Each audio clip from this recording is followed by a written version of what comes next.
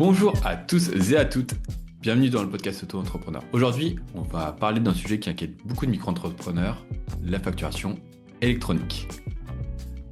Peut-être que vous avez entendu parler de la réforme prévue pour 2026, peut-être que vous êtes aussi dit « Oh non, encore une nouvelle obligation, comment je vais faire, combien ça va me coûter encore ?»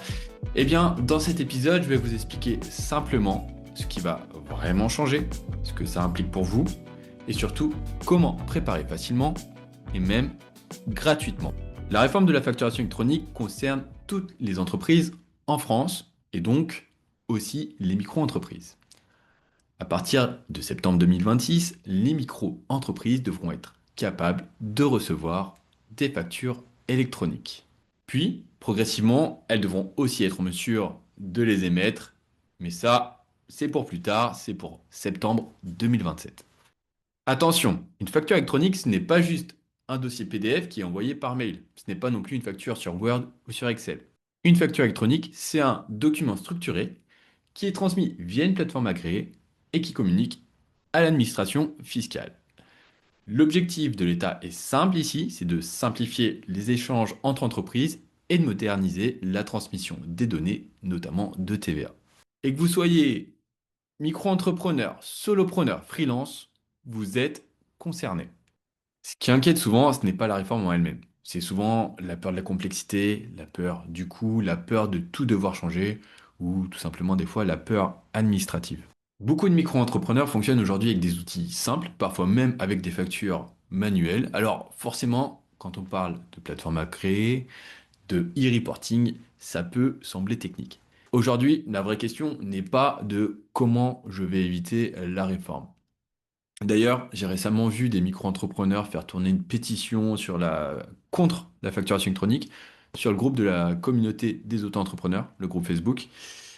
Alors, je ne vais pas vous mentir, cette pétition, elle a vraiment peu de chances d'aboutir à quelque chose ou d'annuler la réforme qui est déjà votée et qui est sérieusement engagée. D'ailleurs, la réforme de la facturation électronique est issue d'une loi déjà adoptée et s'inscrit dans un cadre national et même plus grand que ça, dans un cadre européen. La vraie question, plutôt, aujourd'hui, c'est comment rendre cette transition vers la facturation électronique simple pour moi et ma micro-entreprise. Et c'est là que ça devient important. Solo est désormais plateforme agréée dans le cadre de la facturation électronique.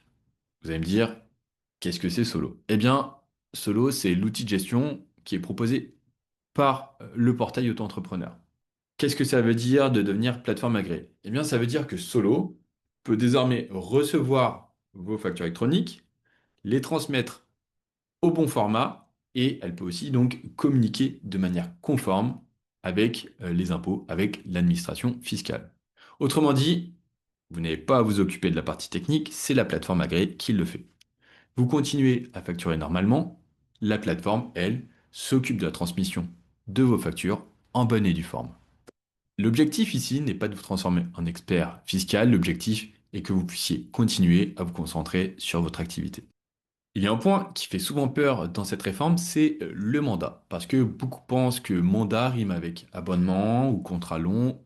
En réalité, ce n'est rien de tout ça. Signer le mandat, c'est simplement activer votre conformité et être tranquille pour le futur.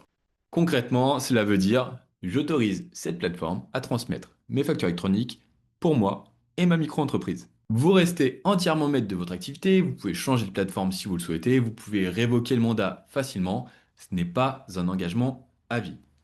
C'est juste une autorisation technique nécessaire pour fonctionner dans le cadre de la réforme. Et avec l'offre Start, vous pouvez le faire gratuitement. L'idée, ce n'est pas de vous enfermer, c'est vraiment de vous permettre d'anticiper sereinement la facture électronique. Qu'est-ce que l'offre Start vous permet de faire gratuitement par rapport à la réforme? D'abord, deux choses essentielles. La première, c'est de signer votre mandat de plateforme agréée. Et la seconde, c'est bien sûr de recevoir vos factures électroniques, ce qui deviendra obligatoire dès septembre 2026. Donc même si vous ne changez rien d'autre pour le moment, vous êtes déjà conforme pour la partie réception, qui est la première étape de la réforme. Et ensuite, l'offre Start ne se limite pas à la facturation électronique. Vous pouvez aussi créer vos devis, déclarer votre chiffre d'affaires à l'URSSAF, suivre vos recettes et vos dépenses. Et puis, il y a aussi la page professionnelle. Si vous êtes artisan ou si vous vendez une prestation comme un plombier, un électricien, un coach ou un graphiste, vous n'avez pas forcément envie de créer un gros site internet. Ça prend du temps, ça coûte vite cher et ce n'est pas votre métier. Souvent, ce dont vous avez besoin, c'est simplement d'une page claire qui présente vos services, votre zone d'intervention, vos coordonnées. Vous pouvez peut-être ajouter deux, trois photos et surtout un moyen de vous contacter. Puis dans la vraie vie, ça suffit largement. Un client, il vous trouve, il comprend en quelques secondes ce que vous vendez, ce que vous faites, il peut vous appeler. Donc l'idée avec l'offre Start, ce n'est pas seulement d'anticiper la réforme, c'est d'avoir une base simple, gratuite, utile pour votre activité et qui vous met en règle en même temps. Ensuite, si vous voulez aller plus loin, il y a la formule Go à 12 euros pour créer vos factures. Il y a aussi la formule Pro si vous devez gérer la TVA, si vous avez passé les seuils de franchise. Puis il y a aussi notre offre Premium où, en plus de solo, vous bénéficiez d'un accompagnement humain pour vous épauler tout au long de votre micro-entreprise. Mais la base, pour se mettre en conformité, c'est Solo Start et c'est gratuit. Bref, la facturation électronique arrive. Elle arrive même bientôt. Et oui, c'est une obligation. Mais elle ne doit pas devenir une source de stress. Et avec une plateforme adaptée, la transition peut être simple, fluide et même gratuite. L'important, c'est d'anticiper et surtout de ne pas rester seul face à ce changement. Si vous avez des questions sur la réforme, sur le mandat, sur la façon de vous préparer, n'hésitez pas à les poser en commentaire ou sur les réseaux sociaux du portail auto-entrepreneur. Je prendrai le temps d'y répondre. Et si vous voulez découvrir l'offre Start et voir concrètement comment cela fonctionne, je vous mets le lien vers Solo en description. On se retrouve bientôt pour un nouvel épisode. Et d'ici là, prenez soin de vous et de votre entreprise.